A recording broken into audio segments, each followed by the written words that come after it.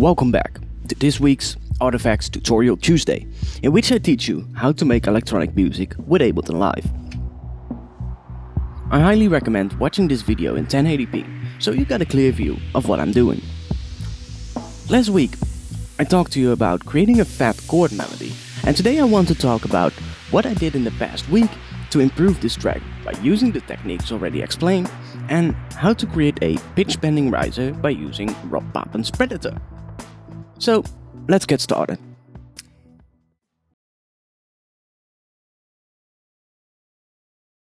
Here we are back with my project for this tutorial series, and as you can see, I changed things up a little after last week. In the past week I spent some time improving the intro by using the techniques I've explained in my past videos. I have not made any changes to the instruments themselves. So, I'll show you what I did. First I placed my crash sample on the start of each section of the intro, like this.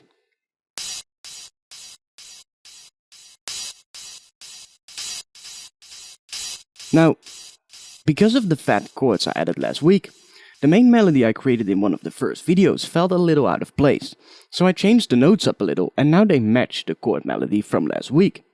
So, as you can see, I have two bypass tracks in my synth group now, which are the old versions. I've just duplicated them and made the new version so I can show you the difference. So, first for the chord progression, this is the old version which felt a little out of place.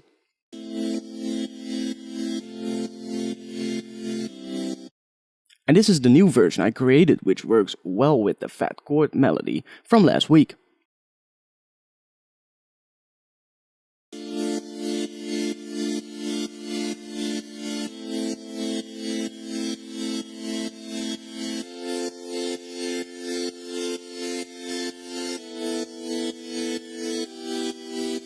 Sweet! Now, I did the same thing for the arpeggiated lead, since the old version followed along the notes of the old chord progression. So, this was the old version.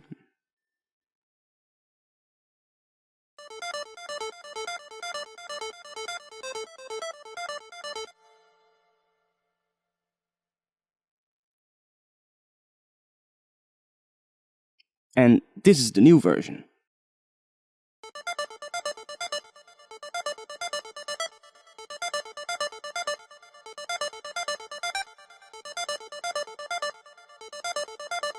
A lot better.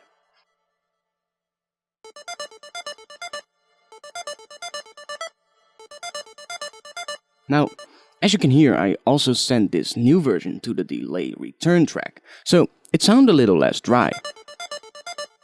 So now if I play this whole group together, it starts to sound pretty damn sweet compared to what it sounded like last week. So, the next change I made was a really drastic one. I changed up the entire vocal part. I felt that the vocal I created earlier was okay, but sounded way too repetitive for what I'm creating, and so I felt the need to change it up. I've used the exact same drum rack as I used for the old version, so I have not used a different a cappella or sample for this, just picked some other vocal chops that I liked. Now, the difference is really big. This is the old version, which you might still remember.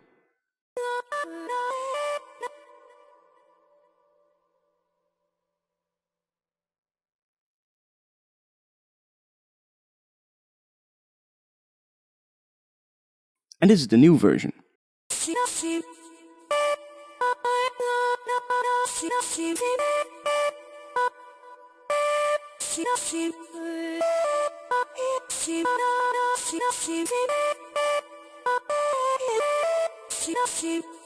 Now this one works together really well with the chord melody from last week, but you'll notice that within a minute.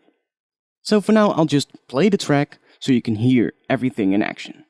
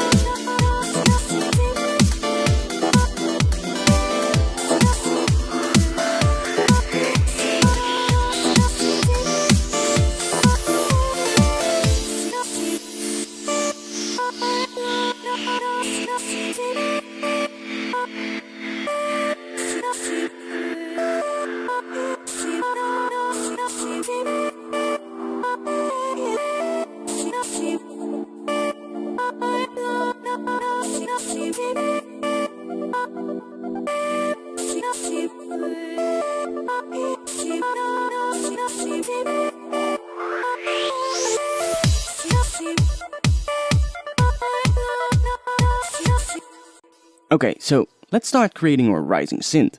First, I create a new MIDI track by right-clicking below all my tracks and choosing Create New MIDI Track. Now, if you don't have the space to click here, just go to Create and then New MIDI Track or press Ctrl plus Shift plus T on your keyboard. So now I select the area where the build-up should come and then press Ctrl plus Shift plus M on my keyboard to create a new MIDI clip in that selection. Now, I need to place a note in here, so I'll take a note that is also in the first chord of my chord progression. Let's pick an E note.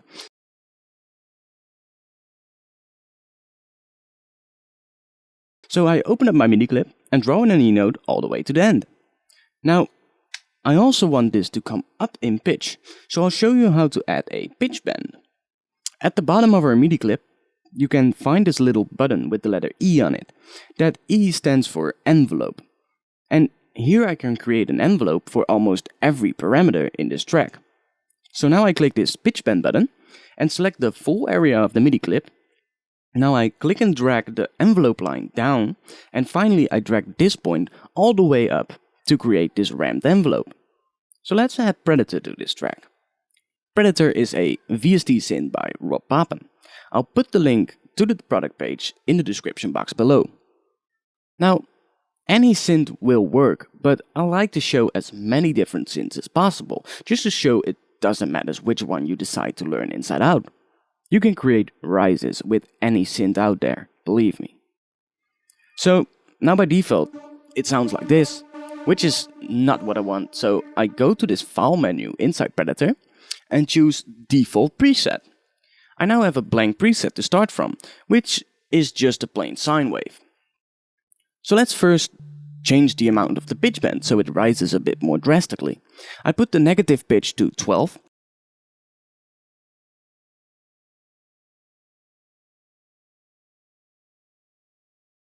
And I put the positive pitch to 12 also. This means that during this build-up, the pitch on this sound goes from -12 to +12 semitones, which is equal to 2 full octaves. Now for oscillator 1 I choose a very harsh waveform. It's now currently on a sine wave, and I want this to become a sol wave. Now let's listen to what I have now.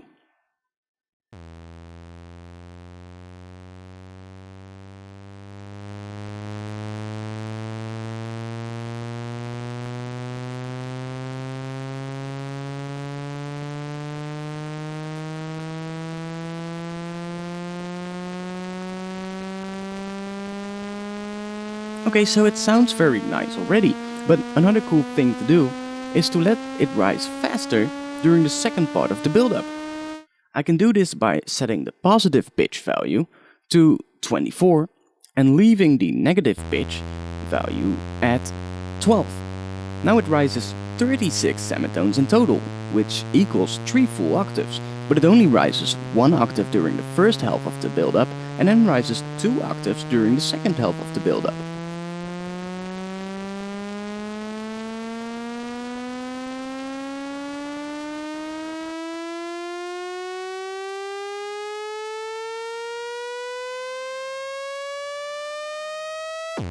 Okay, so let's try and create some more movement in this riser.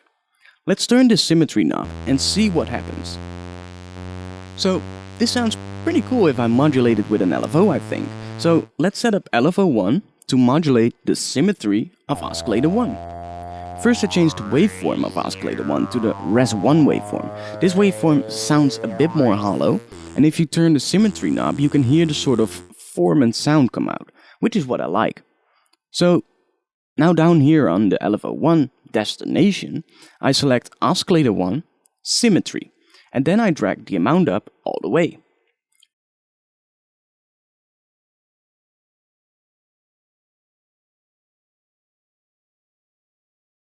Now, let's set the speed for the LFO itself.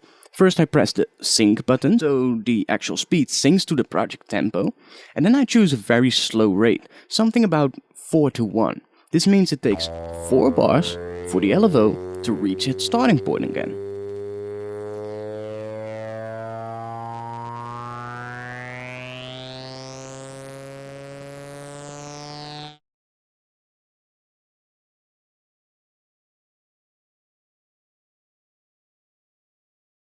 So now let's add some spreading to this layer.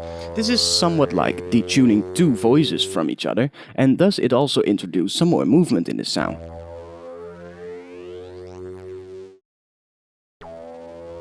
Now I like to turn up the sub oscillator a bit to get some of that low rumble more up front. Now for oscillator 2, I choose a saw 2 waveform. This one sounds slightly different from the normal saw wave.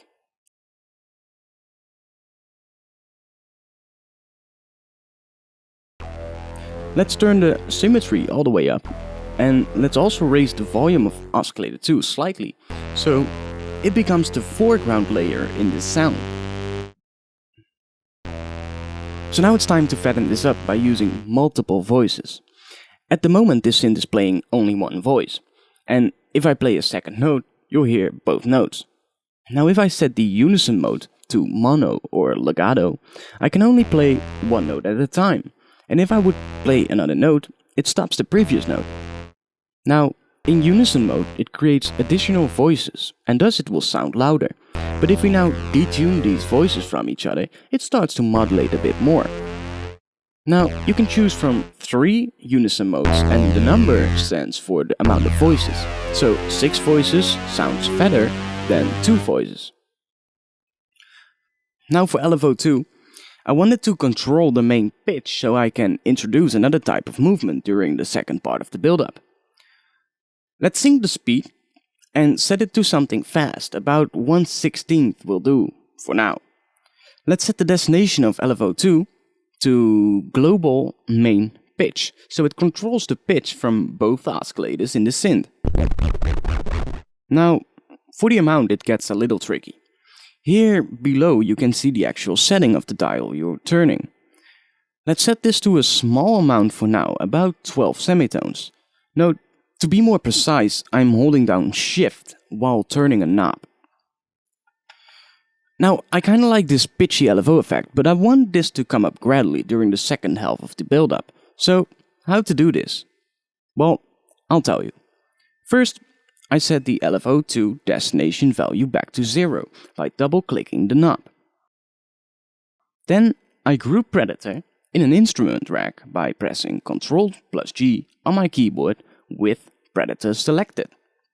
Then I enable this little button to view my 8 macro knobs. Now, I go into map mode, turn the LFO 2 destination value, and then I choose map under macro 1 to set this parameter to macro 1. Now, I can set the minimum value to 0.5, which is the exact middle point of the rotary knob, and then I play around with the maximum value until I'm happy with the result.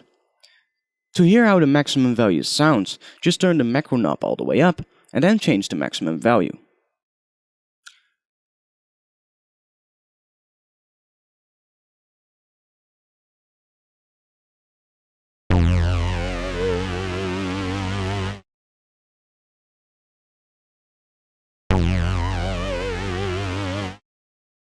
Right, somehow the speed got unsynced.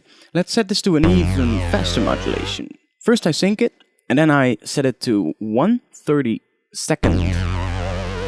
Finally, I set the maximum value to about 0.55, which is about 1.5 semitones up in this setup. Now I can draw in an automation for this macro knob during the second half of the build-up.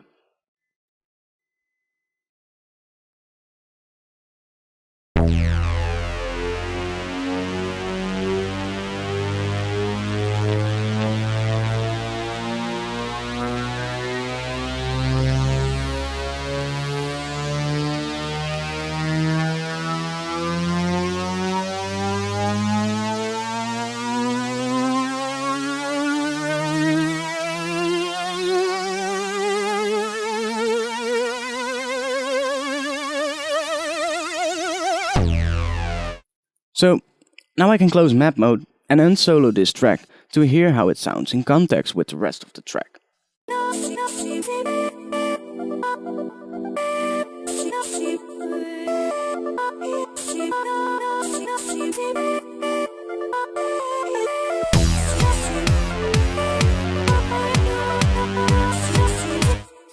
We've now reached the end of this tutorial. Next week, part 2 of creating the build-up section. If you like this video, feel free to post a comment on my Facebook page, like my Facebook page, become a subscriber, or go to my website. You can find all the links in the description box below. See you next week.